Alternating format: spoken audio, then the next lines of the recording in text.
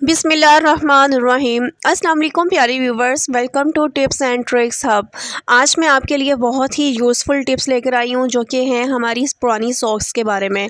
जैसे ही नई जुराबें घर आती हैं तो पुरानी जुराबों को हम वेस्ट समझकर फेंक देते हैं, या ऐसा हो कि जुराबों का जो पैर का एक पाँव है वो गुम हो जाए या जुराबों की एड़ी वाली साइड से या कहीं से भी फट जाए तो हम उनको वेस्ट समझ के फेंक देते हैं। लेकिन क्या आप जानते हैं कि यही जुराबें जो हैं जिनको हम फेंक देते हैं वो हमारे किन किन कामों में हमारे इस्तेमाल में आ सकती हैं। तो मेरी आज की टिप्स जो है वो इसी बारे में है। तो चलते हैं बिना किसी टाइम वेस्ट किए टिप्स की तरफ। टिप नंबर 1 ये है कि अक्सर जब हम इस तरह का झाड़ू फेरते हैं तो हमारे हाथों पे इनके बैक साइड से टूट कर लग जाते हैं हाथों पे और ज़ख्मी हाथ हो जाते हैं। तो इसका हल ये है कि आप एक पुरानी जुराब लें और बैक साइड पे झाड़ू के इस तरह से झाड़ू को पहना दें। इस तरह से ये होगा कि अगर कोई तिनका टूटा भी होगा तो वो हमारे हाथों पे नहीं लगेगा और हमारे हाथ जो हैं वो ज़ख्मी नहीं होंगे। आज की मेरी टिप नंबर 2 ये है कि एक पुरानी जुराब लें और झाड़ू की जो फ्रंट वाली साइड है, तिनकों की फ्रंट साइड, उसको पकड़ के तो इस जुराब को झाड़ू को पहना दें। अब इससे क्या क्या होगा ये आपने देखना है, वीडियो को फुल वॉच करना है। तो अच्छी तरीके से जुराब को पहनाने के बाद आप एक रबर बैंड ले लें और इस जुराब को जो हमने पहनाई है उसको अच्छी तरीके से पहना दें, लगा दें इस रबर बैंड को, ताकि जब हम काम करें तो हमारे ये जो जुराब है ये बार बार हिले ना, उतरे ना। तो ये एक बहुत ही ज़बरदस्त किस्म का हमारा डस्टर बनकर तैयार हो गया है। तो जिस तरह से हाइट पे हमारी जो अलमारी होती है उसको साफ़ करना हो या सीनरी या पेंटिंग को साफ़ करना हो तो इस डस्टर की मदद से हम बहुत ही आसानी के साथ जो है वो साफ़ कर सकते हैं। तो ये होता है कि हम नीचे से तो डस्टिंग कर लेते हैं जो कि ईजी होता है, लेकिन जो हाइट वाली चीज़ें होती हैं, जो ऊंचाई पे चीज़ें होती हैं, उनकी डस्टिंग नहीं कर पाते। तो देखिए कितनी ज़्यादा मिट्टी जो है इससे उतर गई है। इसी तरीके से जो है दीवारों को ऊपर से हम साफ़ नहीं कर पाते तो इस डस्टर के साथ आप 20-25 दिन के बाद जो है अपनी दीवारें अच्छी तरीके से साफ़ कर सकते हैं। अगर स्पाइडर वेब बने हों तो उनको अच्छे तरीके से झाड़ सकते हैं। तो ये एक ही वाइप से इतनी ज़्यादा सफाई कर देता है ये डस्टर, बहुत ज़्यादा जो है वो स्पाइडर वेब भी ख़त्म हो जाते हैं और दीवारें भी बड़े अच्छे तरीके से साफ़ हो जाती हैं। जिस तरह मैं आपको वीडियो में शो कर रही हूँ, जस्ट एक वाइप पे तमाम जो स्पाइडर वेब हैं वो ख़त्म हो जाते हैं और दीवार की जो मिट्टी, दीवार के ऊपर धूल मिट्टी या धुआं वगैरह होता है वो भी बिल्कुल साफ़ हो जाता है। और ये जुराबों का जो फैब्रिक होता है वो ऐसा होता है कि तमाम बारीक से बारीक जो डस्ट है उसको साफ़ कर देता है। तो एक और टिप ज़बरदस्त किस्म की ये है कि अक्सर जो लड़कियाँ होती हैं वो बैंगल्स पहनती हैं, चूड़ियाँ पहनती हैं। तो ये होता है कि अगर चूड़ियाँ जो हैं वो टाइट हों तो पहनी तो जाती हैं थोड़ा सा ऑयल या कोई भी लोशन लगाकर, लेकिन जब उतारनी हो तो बहुत ही मुश्किल पेश आती है और जितना भी लोशन लगा लो लेकिन ये चूड़ियाँ जो हैं वो टूट जाती हैं और हाथों पे लग जाती हैं। तो इन चूड़ियों को उतारने का एक बहुत ही आसान तरीका ये है कि कोई सी भी जुराब लें और उसको हाथ पे पहन लें। अब जुराब को हाथों पे पहनने के बाद आपने क्या करना है कि चूड़ियों को इस जुराब के ऊपर शिफ्ट कर देना है और जिस तरह मैं आपको वीडियो में शो कर रही हूँ आपने इस तरह से अपने सॉक्स को उतारना शुरू करना है।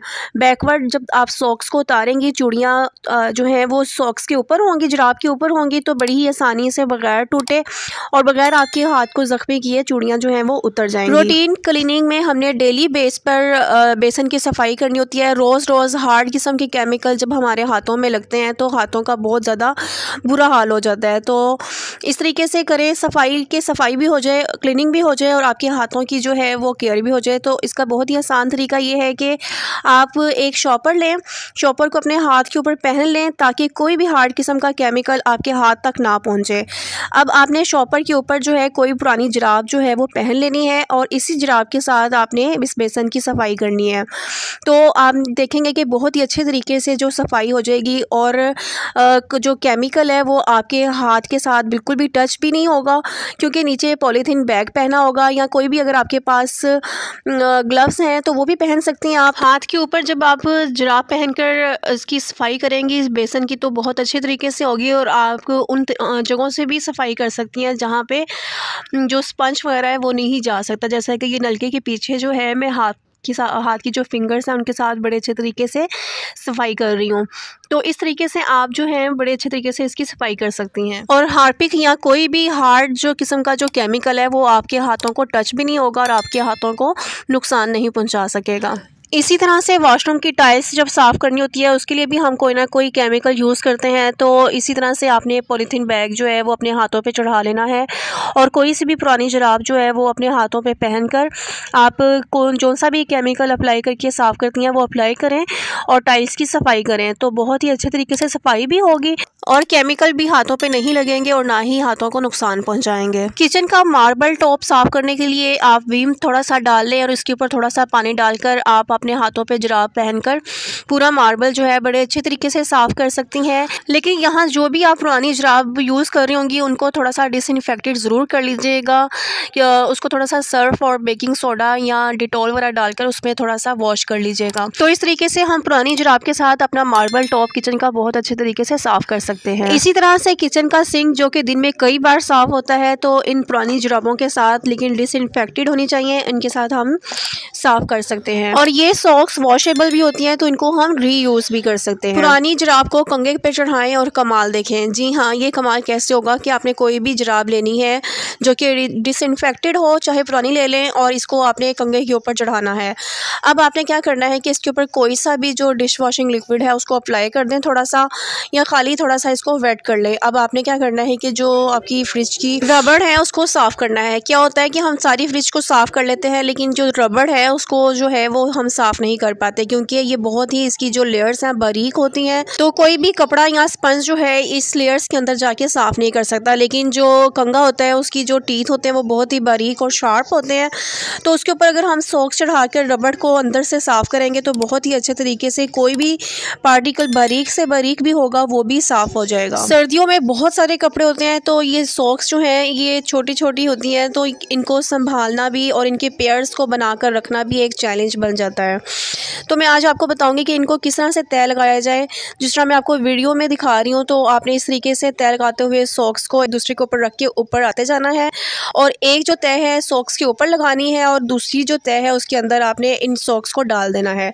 तो इस तरीके से अगर आप तय लगाकर सॉक्स को रखेंगी तो सॉक्स जो हैं उनके दोनों जो पेयर के दोनों जो पाँव हैं वो आपको जो मिल जाएंगे आसानी से और मिसप्लेस नहीं होंगे। कुछ लोगों की सॉक्स में से इतनी ज़्यादा स्मेल आती है कि उनको जिस भी मर्ज़ी तरीके से धो लिया जाए ये स्मेल ख़त्म नहीं होती।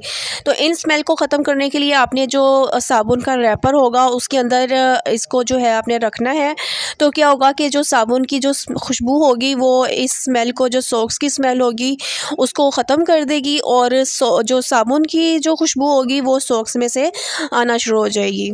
इसी तरह से आप तय लगाकर साबुन के जो रैपर होते हैं उनके अंदर सॉक्स को डालकर अपनी अलमारी में संभाल कर रख सकते हैं, तो सॉक्स जो हैं वो घूमेंगे भी नहीं और हमेशा एक जगह से मिल जाएंगी। सर्दियों में क्या होता है कि जब हम ग्लास में गर्म दूध डालते हैं तो दूध इतना ज़्यादा गर्म होता है कि ग्लास भी गर्म हो जाता है और उसको हैंडल करना, उसको पकड़ना बहुत मुश्किल हो जाता है। तो इसके लिए आपने बिल्कुल न्यू सॉक्स लेनी है और उसको भी आप हो सके तो डिसइंफेक्टेड कर लें, वॉश करके अच्छे तरीके से डिटॉल और बेकिंग सोडा और सर्फ वगैरह डालकर इसको अच्छी तरीके से वॉश कर लें, ताकि हम जो बर्तन में इसको लगा रहे हैं तो इसकी जो जरासीम है वो बर्तन पे ना लग सके।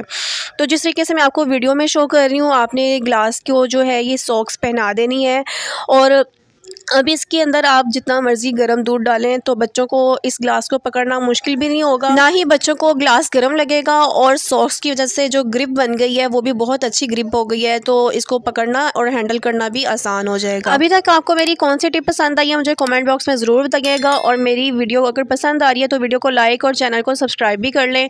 नेक्स्ट मेरी टिप जो है किचन की जो कैबिनेट्स हैं उनको साफ़ करने के हवाले से है। बाकी पूरी कैबिनेट तो हम बड़ी आसानी से स्पंज या किसी कपड़े से साफ़ कर लेते हैं, लेकिन इसकी भी जो बारीक लेयर्स हैं उनको भी हम इसी तरीके से साफ़ कर सकते हैं जिस तरह से मैंने आपको फ्रिज की रबड़ को साफ़ करने का तरीका बताया था। तो उसी तरीके से आपने पुरानी जुराब लेनी है, उसको कंघे के ऊपर चढ़ाकर तो आपने जो कैबिनेट्स की जो बारीक लेयर है उनको साफ़ कर लेना है। अगर आपके पास घर में कोई पुराना वाइपर है तो उसकी जो रबड़ ख़राब हो चुकी है, या अगर न्यू भी है तो उसके ऊपर आप सॉक्स चढ़ाएं जिस तरह से मैं आपको वीडियो में दिखा रही हूँ। तो इन सॉक्स को चढ़ाने का ये फ़ायदा होगा कि आपके पास ये बहुत ही ज़बरदस्त किस्म का मॉप बन जाएगा। आप इस मॉप के साथ आप घर की क्लीनिंग कर सकती हैं, जो कि आप बार बार जो झाड़ू और पोछा लहदा लगाती हैं उससे आपकी जान छूट जाएगी। और इतना ये आसान है कि बच्चे भी जो है इसको बड़ी आसानी से कर सकते हैं। और ये पुरानी जुराबों वाला मॉप बहुत ही अच्छे तरीके से सफाई करेगा, बारीक से बारीक पार्टिकल भी अच्छी तरीके से साफ़ कर देगा। तो उम्मीद करती हूँ कि आपको मेरी पुरानी जुराबों को रीयूज़ करने का तमाम टिप्स बहुत अच्छी लगी होंगी, तमाम आइडियाज़ बहुत अच्छे लगे होंगे। अगर आपको मेरी वीडियो पसंद आई है तो प्लीज़ वीडियो को लाइक करें और साथ ही चैनल को सब्सक्राइब कर दें। नीचे दिए गए बेल आइकन को भी क्लिक करें ताकि मेरी नई आने वाली वीडियो की नोटिफिकेशन सबसे पहले आपके पास पहुँचे। मिलते हैं नेक्स्ट वीडियो में। टिल देन टेक केयर, अल्लाह हाफिज़।